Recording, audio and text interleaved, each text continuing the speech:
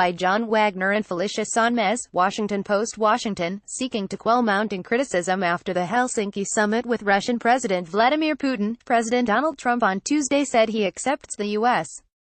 intelligence community's conclusion that Russia sought to influence the 2016 election. "I accept our intelligence community's conclusion that Russia's meddling in the 2016 election took place. Could be other people also. A lot of people out there. There was no collusion at all," Trump said before a meeting with Republican members of Congress at the White House. Start your day with the news you need from the Bay Area and beyond. Sign up for our Morning Report weekday newsletter. Trump also said he misspoke at the joint news conference with Putin on Monday and that he meant to say he didn't have any reason to doubt Russia interfered in the election. "So you can put that in, and I think that probably clarifies things," he told reporters. Trump's remarks followed a morning tweet in which he blamed the media for negative coverage of Monday's news conference and said that his meeting with Putin had gone even better than a meeting with NATO allies the week before. "While I had a great meeting with NATO, raising vast amounts of money, I had an even better meeting with Vladimir Putin of Russia," Trump wrote, referring to his efforts to increase defense spending by U.S. "Sadly, it is not being reported that way. The fake news is going crazy." During a remarkable 46-minute joint news conference at the end of Monday's summit in Helsinki, Trump would not challenge Putin's claim that his government played no role in trying to sabotage the U.S. election in 2016, despite the indictment Friday of 12 Russian intelligence officers, stemming from special counsel Robert Mueller's investigation of election meddling. Trump's performance prompted a wave of condemnation, including from many in his own party. On Tuesday, a growing number of Republicans called for him to take swift action to embrace the U.S. intelligence community's findings about Russian interference and limit the damage from Helsinki. Speaking with reporters outside the Senate chamber, Senate Majority Leader Mitch McConnell, our Kentucky, did not mention Trump by name but sought to reassure allies in Europe that the United States stands with them and warned that Russian interference better not happen again. "We believe the European Union countries are our friends and the Russians are not. They've demonstrated that in all the obvious ways over the last few years with the annexation of Crimea, the invasion of eastern Ukraine, not to mention the indisputable evidence that they tried to impact the 2016 election," McConnell said. Pressed about Trump's remarks in Helsinki, House Speaker Paul Ryan, RYS, also declined to criticize the president on Tuesday, focusing his response on Russia and Putin. "Let me be really clear," Ryan told reporters at a news conference. "We stand by our NATO allies and all those countries facing Russian aggression." The speaker, who put out a statement Monday supporting the conclusions of the U.S.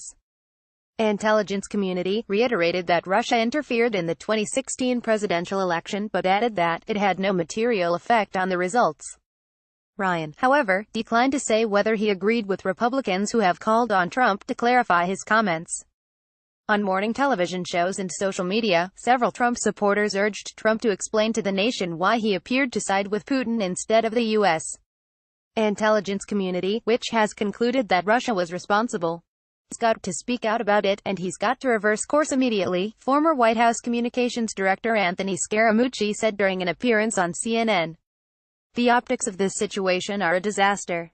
If he doesn't reverse course on this, he will eventually lose people who want to support him."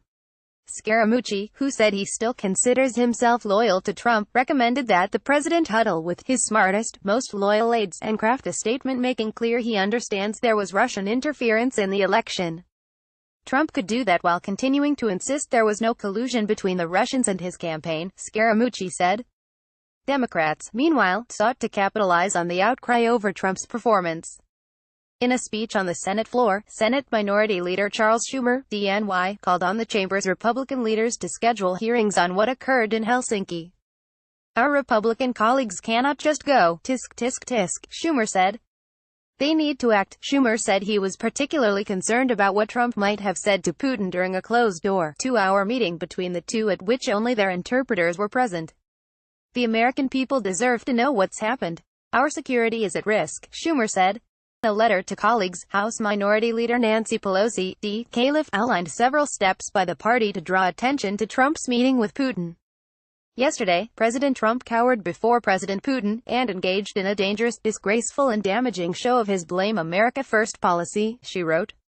His total weakness in the presence of Putin proves that the Russians have something on the president, personally, financially or politically. Pelosi said Democrats would introduce a resolution based on Ryan's statement Monday backing the U.S.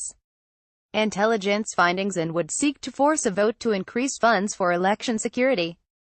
The Democratic National Committee, meanwhile, sought to capitalize on the episode by sending out a fundraising solicitation asking for donations to help elect Democrats, who will hold this reckless president accountable. Around 9 a.m. Tuesday, Trump tweeted about the summit for the first time since his return to Washington the night before. He thanked Sen. Rand Paul, of Kentucky, one of the few prominent Republicans who have defended his performance at Monday's news conference.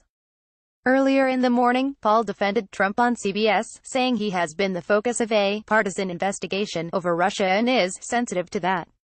Other Republicans weren't as forgiving. It was a really bad day for the president, Rep. Adam Kinzinger, RL, said Tuesday morning on CNN.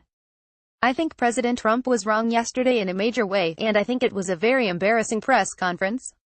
Kinzinger said Trump needed to speak to the nation about what happened, in person and not on Twitter. You need to come out today and very much clarify this, he said. Kinzinger's pleading echoed former House Speaker Newt Gingrich, a Republican who typically defends Trump. President Trump must clarify his statements in Helsinki on our intelligence system and Putin, Gingrich tweeted on Monday. It is the most serious mistake of his presidency and must be corrected immediately. Rep. Matt Gaetz, R. Florida, whom Trump recently endorsed for re-election, was asked during an appearance on Fox News as Fox. I look for the president to maybe illuminate a little further the progress that was made in the closed-door session. Gaetz said, referring to the Monday meeting between Trump and Putin.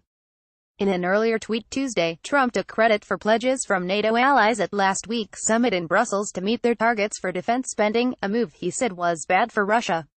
At a news conference following the NATO summit last week, the president claimed that alliance members had agreed to substantially up their commitment at levels that they've never thought of before.